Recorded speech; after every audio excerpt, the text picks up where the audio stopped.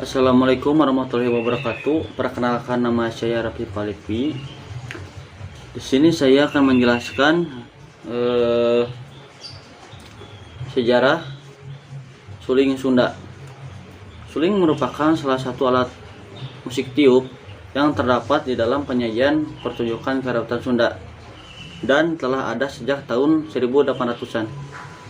Mengenai keberadaan suling di dalam kebudayaan Sunda, Van Hövell dan Van Genten pada tahun 1989 menyebutkan bahwa di Baduy terdapat sebuah alat musik sejenis fluit terbuat dari bambu bernama suling.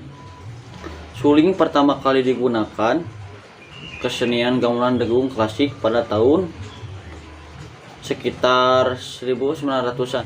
Hal tersebut sebagaimana yang diungkapkan oleh Hazel dan Trimed 1900-an. Suling yang terdapat dalam penyajian pertunjukan karawitan Sunda pada umumnya terbuat dari bambu jenis tamiang dengan ukuran panjang 52 sampai 62 cm dan diameter 15 sampai 18 meter mm. 15 sampai 18 mm. Pada alat tiup suling terdapat beberapa lubang yang memiliki sebagai fungsi: satu lubang di bagian ujung atas suling diikat dengan rotan yang telah ditipiskan atau yang bisa disebut dengan suliwer, berfungsi sebagai sumber suara yang terdiri dari bagian elak-elak dan cokrahan serta 6 hingga 9 lubang di bagian badan depan dan belakang suling yang berfungsi sebagai pengatur nada atau biasa disebut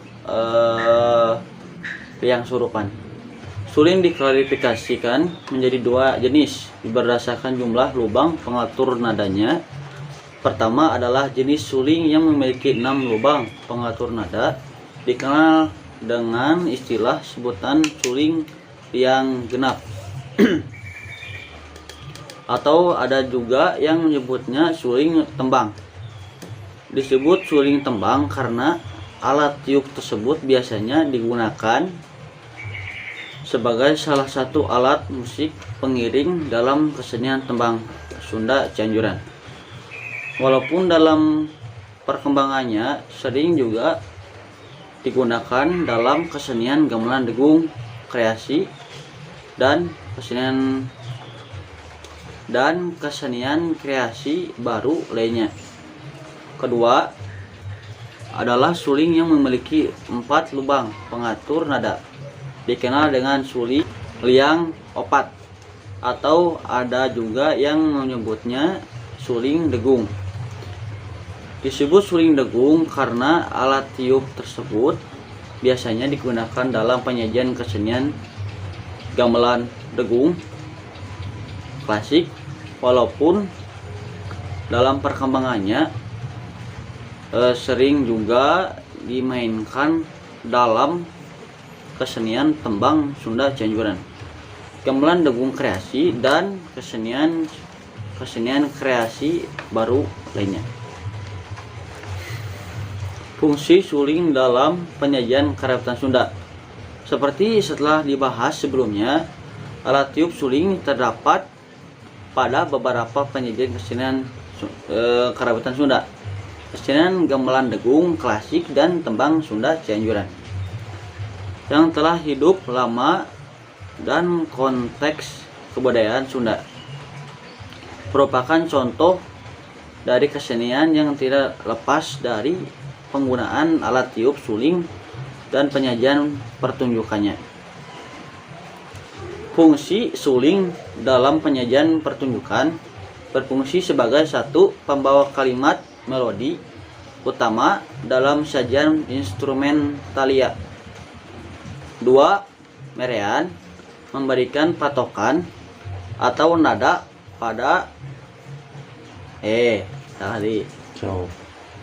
Dua, Marian memberikan patokan nada awal pada penyanyi atau juru kawi, juru tembang berupa nada atau fase melodi awal yang merupakan bagian dari suatu kalimat.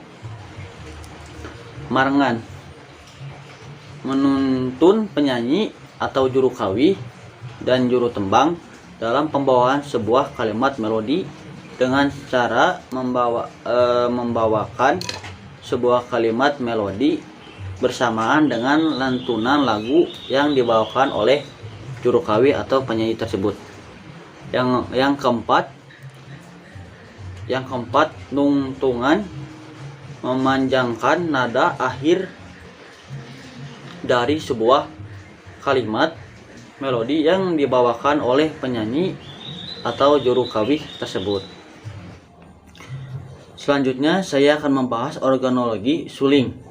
Pembahasan organologi suling terkait dengan pembahasan nama bagian-bagian yang terdapat dalam suling, baik suling lubang 6 maupun suling lubang 4. Bila dianalogikan bagian tubuh, maka di dalam tubuh suling terdapat 4 bagian yang penting yang berfungsi sebagai sistem penghasil bunyi atau suara.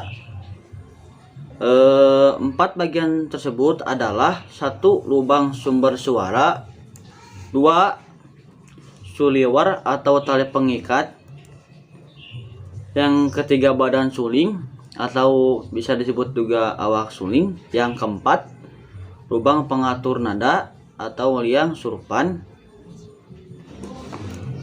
Agar lebih jelas lagi, di sini saya akan membahas fungsi bagian-bagian tersebut.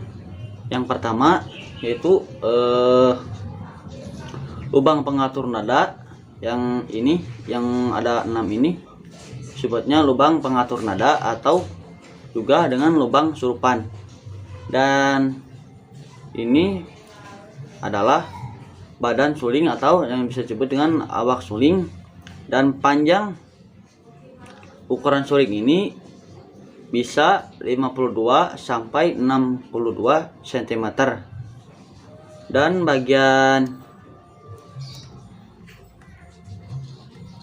Dan ini sering juga disebut dengan suliwer. Nah, dalam bagian yang kepala ini ada beberapa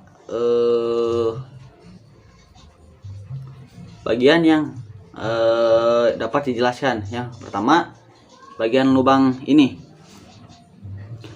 yang bisa disebut dengan penyalur udara atau cokrahan yang tampak dari belakang. Yang ini lubang ini lubang sumber suara atau bisa disebut dengan lubang elak-elakan. Panjang lubang ini ukurannya 15 sampai 18 cm. Dan selanjutnya saya akan membahas tentang sistem tangga nada.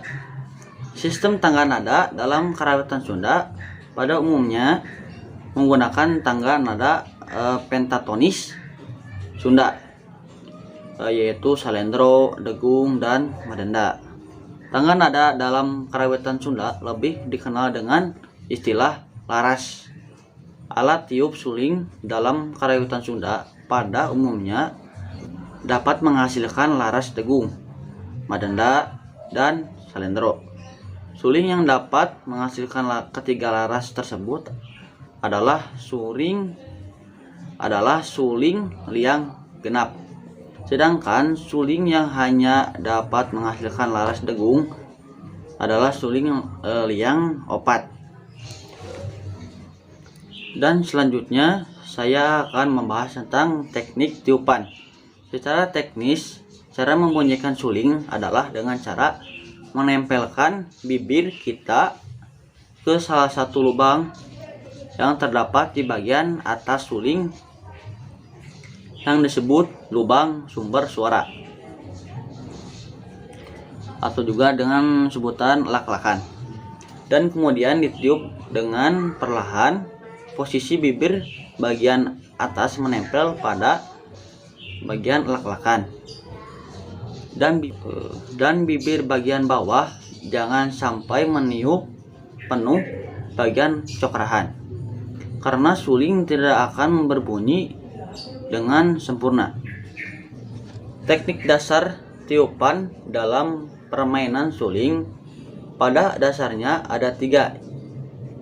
Yang pertama, teknik tiupan guluyur. Yang kedua, teknik tiupan menggunakan bantuan lidah. Dan teknik tiupan gebos. Untuk lebih jelasnya, saya akan menjelaskan satu persatu dari 3 teknik tiupan tersebut. Yang pertama, teknik tiupan guluyur adalah teknik tiupan yang paling natural dan relatif mudah untuk dikuasai. Untuk melakukannya dapat dilakukan dengan cara melakukan tiupan dengan seolah-olah mengucapkan kata hu agar lebih mudah untuk melakukannya. Yang kedua yaitu teknik tiupan guluyur. Pada dasarnya digunakan untuk menghasilkan bunyi atau nada rendah, baik dalam membunyikan satu nada rendah dengan menggunakan satu tiupan, maupun dalam membawakan rangkaian nada rendah dengan menggunakan satu tiupan. Dari segi teknis penguasaan dan penggunaan, teknik tiupan guluyur relatif mudah dan relatif mudah untuk dikuasai. Dan selanjutnya teknik tiupan menggunakan bantuan lidah. Sesuai dengan namanya, teknik tiupan dengan menggunakan bantuan lidah secara teknis merupakan tiupan yang dibantu oleh dorongan lidah bagian depan. Menurut Yoyon Darsono, yaitu salah satu seorang tokoh pemain alat tiup Sunda, teknik tiupan tersebut dikenal dengan istilah tiupan cocot. Dan teknik tiupan gebos. Teknik tiupan gebos yaitu teknik tiupan yang pada dasarnya adalah teknik tiupan guluyur, dan teknik tiupan menggunakan bantuan lidah dibantu dengan dorongan udara putus-putus dari perut. Tiupan ini berfungsi yaitu untuk menghasilkan bunyi dengan efek vibrasi atau bisa disebut juga gelombang. Dalam notasi, teknik tiupan gebos akan menggunakan lambang G yang ditempatkan di bawah nada yang akan dimainkan. Sekian video pemaparan tentang suling Sunda yang saya bawakan. Wabillahi taufiq wal hidayah. Wassalamualaikum warahmatullahi wabarakatuh.